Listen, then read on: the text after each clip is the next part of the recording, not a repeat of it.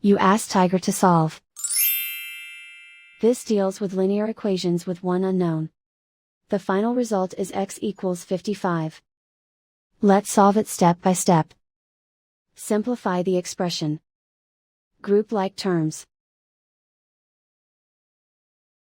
Simplify the arithmetic. Group all constants on the right side of the equation. Add 40 to both sides. Simplify the arithmetic.